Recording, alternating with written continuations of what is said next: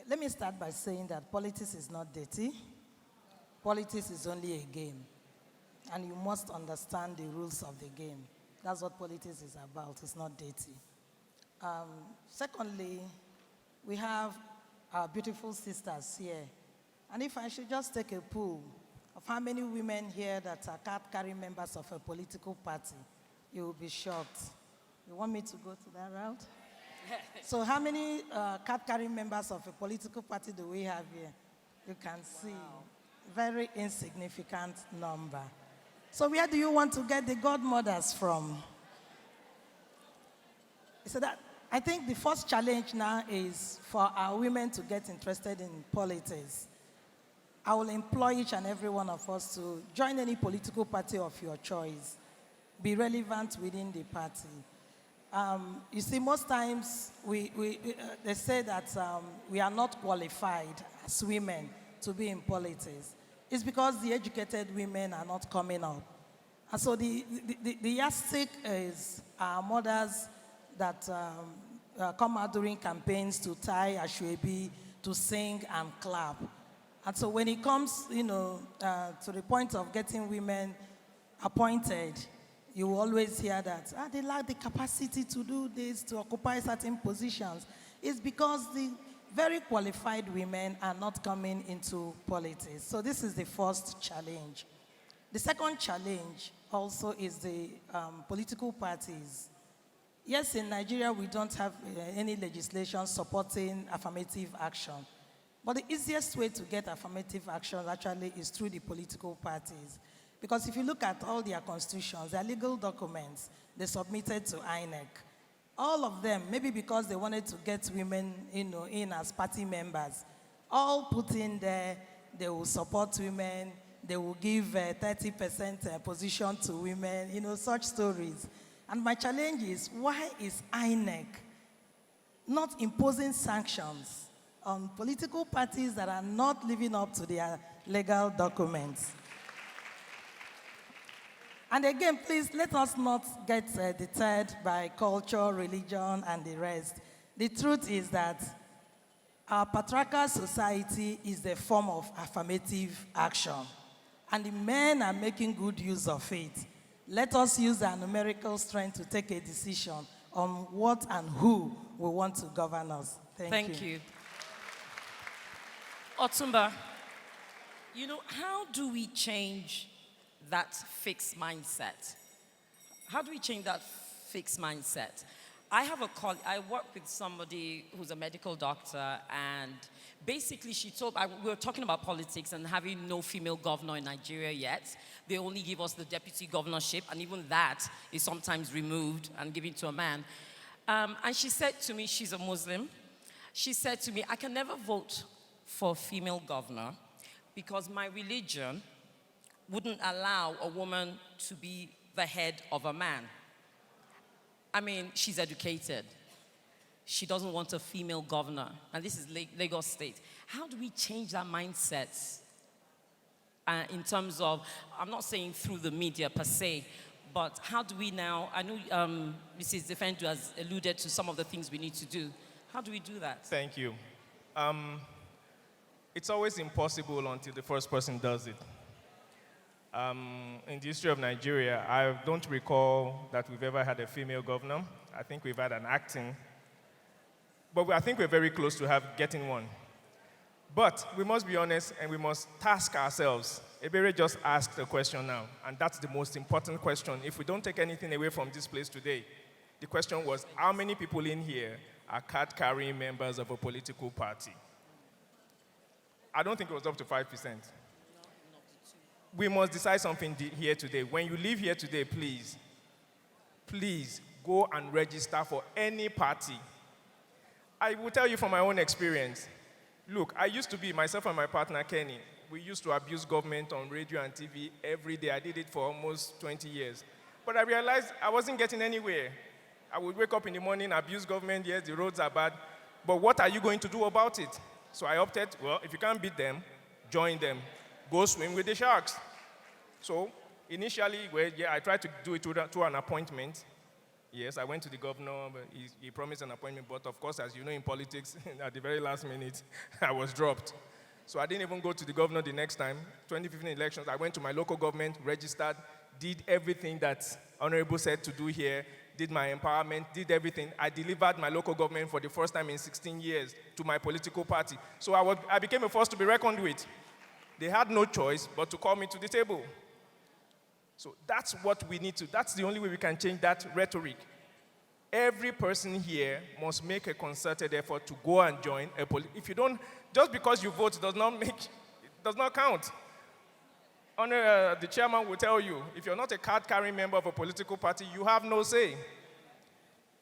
So you can vote as much as you want, and politicians will not say this on air, they will not say this in public, but you can vote as much as you want, but it's only the card-carrying members that get the benefits of the party.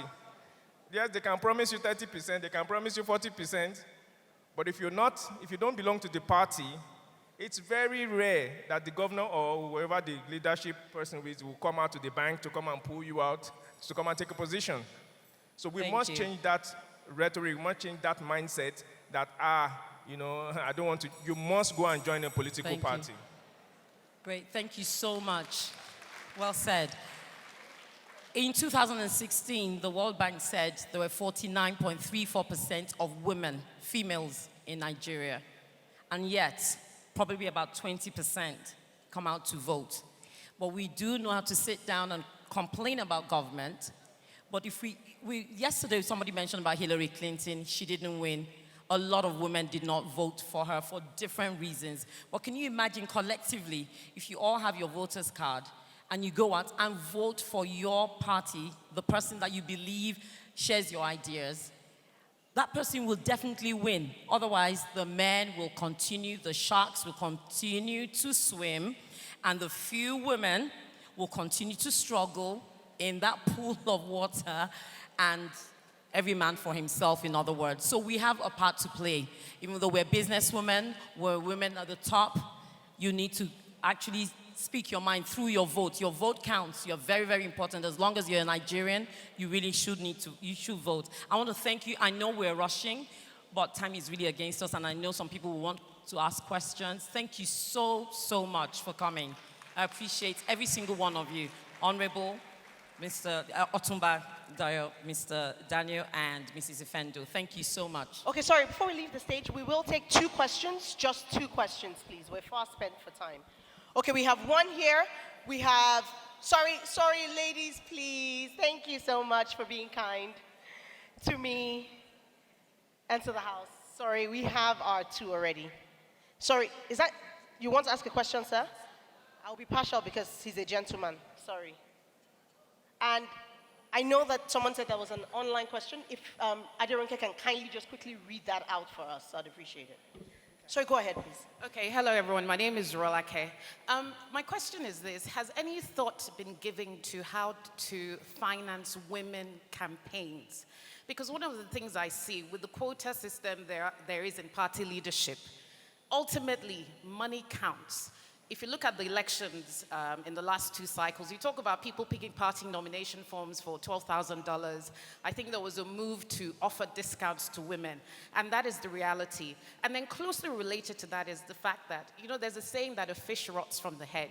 And in as much as it is important to have women in grassroots levels, when we look at the 2 main parties that control the bulk of our political base, my concern is that come 2023, we will really still be where we are, because where it matters the most, currently, of course, with all due regard to the work and the impact that the Labour Party is doing, but ultimately, a large part of the political base in this country is the APC and the PDP.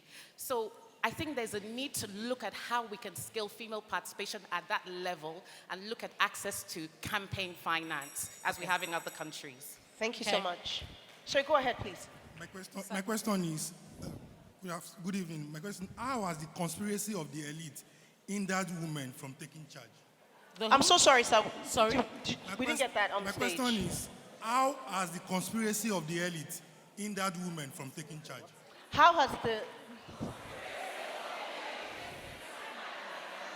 Okay, we can't hear. Hello. My name is Fafolu Yolayenka. My question is, how has the conspiracy of the elite hindered women from taking charge? Of what? How has the conspiracy of the elite hindered conspiracy of the elite, women sorry. from taking Okay, we got part it. in politics? We got it. Sorry. Thank you. Okay, the last question. This is the online question. Considering the demands of raising a family and establishing yourself professionally, is there a recommended age for women to join politics? What will the practical first steps of this journey look like? Is there a recommended age for women to join politics, given the realities of raising children? Are there practical suggestions that can be given? And then the last question, is that the last question? Okay. That's the last question. Thank you so much.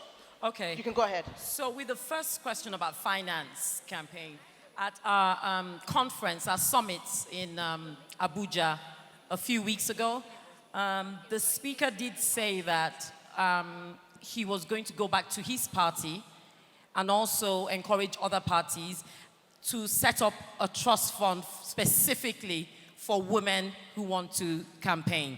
So we're waiting for that to happen, but that's about campaign finance. Also, I'm sure WIMPO, as we develop WIMPO, we are going to look for ways of assisting women that we know have capacity, are able to run, ways of supporting them financially as well. Okay. So I don't know if you have any other means of, but I know that one with the parties specifically is to help because we're not there yet.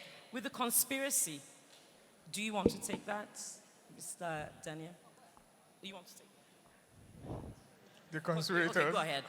Yeah. I don't believe there's a conspiracy. Like Ebere said, politics is a game. And the game is played out in the corporate world just as it's played in politics. You just have to understand how to play it, stay in the game long enough, keep playing it. I don't really see it as a conspiracy. Thank you. And really, like Ebere said, politics is not dirty. It's a game. And it's played in any bank, in any corporate organization, anywhere in the world. Right. You just have to get in it, play it, be consistent, be persistent, and you will become elevated. About finance, I sincerely believe Yoruba say, you have to put your money where your mouth is. You must, Honorable will also tell you, you must fund yourself first before somebody will come Absolutely. and say, I want to. Thank you. So if you sit somewhere and you're saying because I'm a woman and somebody Thank must give me money to go and run for political office, Absolutely. Thank you. You'll be there for a while. Thank you. And the age limit? The last question was about age limit. There are no age limits. Or recommendation to start, when to start. Related to children. Yeah. Related to children. Here. Related to children. Yeah, it's on. 18 years before you can join politics. Because related to children, as in, no, I don't. Okay. No. Once you are an adult, you can actually join politics. Once you're able to vote and be voted for. And of course, yes, as women, we want to have children first. It's not a barrier. You can also have your children in course of playing politics. It's also not a barrier. The men are also doing it. Thank you very much. Thank you. We are so. Hold on. I think it's important. I think it's important that they hear this. Yeah, all the women. 1 minute, please. I think it's important. Many times when people want to get involved in politics, I think one of the challenges that we have from the women folk is, I might not want to get into an elective position. Now, that's not the only reason why you come into or get involved in politics. There is governance. Be involved with working with your political party. Help them to strategize on policies. Yes. Work with them closely in those particular areas. You could be useful there. When it's time for appointments, we will call you because you're a member of the party. Okay. But not necessarily that you have to get involved with the field and the grassroots. There are people who are called to do that, and they'll be able to go into those grassroots to be able to do those things. Thank you very much. Thank you. We're going to have to leave it at that. Honorable, I am so sorry. I know it's an interesting subject. We could go on and on and on about politics, but thank you so much for coming. Thank you for listening. Thank you so much. Can I kindly call on Mrs. Audrey Jo Ezigbo to kindly come and give the gifts to this amazing panel? Another round of applause. How many women are going to register in political parties ASAP? So you've done a good job. Thank you. Another round of applause for the panel, please.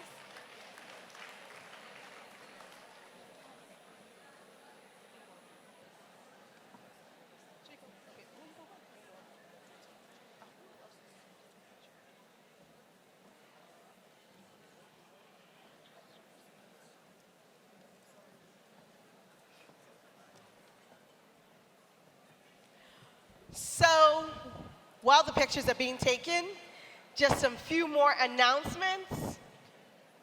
We are coming closer to the end of the formal conference. Let's not forget that there is an after party. If you haven't taken your pictures, if you haven't dolled yourself up, House of Tara is available. You can still take your headshots.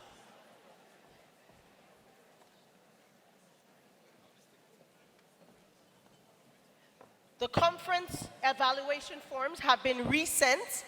Kindly indicate by show of hands how many people have now received the online evaluation